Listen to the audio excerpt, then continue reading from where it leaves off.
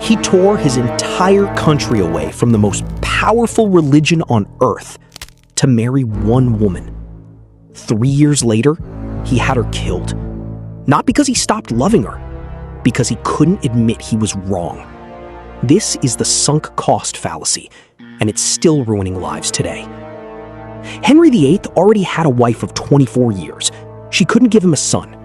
Then he met Anne Boleyn and decided he had to have her. The church wouldn't allow a divorce, so Henry broke his entire country away from Catholicism just to marry her. An entire nation's religion changed for one woman. He married her. It looked like the gamble had paid off. Then came the pressure for a son. Instead, a daughter. Then miscarriages.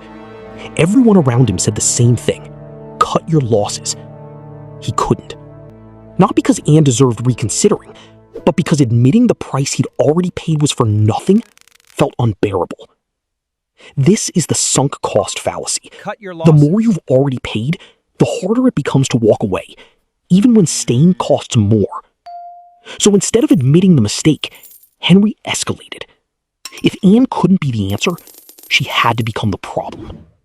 Accusations appeared. Adultery, treason. Almost no historian believes they were true. They didn't need to be. On May 19th, 1536, less than 3 years after tearing his country apart for her, Henry had Anne beheaded. 11 days later, he was engaged to someone else. Let that sit for a second. That's not a 16th century problem. It's a brain problem, and it's running in the background of your decisions right now. The relationship you stayed in 2 years too long, not because it was good, but because you'd already invested so much.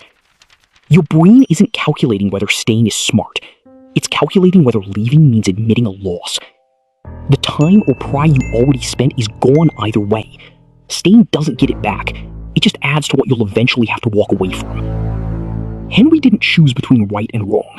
He chose a small loss now or a catastrophic one later. He chose the second. A woman died for it. Ask yourself, if I were starting today, knowing what I know now, would I choose this again? If the answer is no, the sunk cost isn't a reason to stay. It's the reason you're stuck. If you've ever stayed somewhere too long because leaving felt like admitting defeat, that's exactly why this channel exists. Subscribe.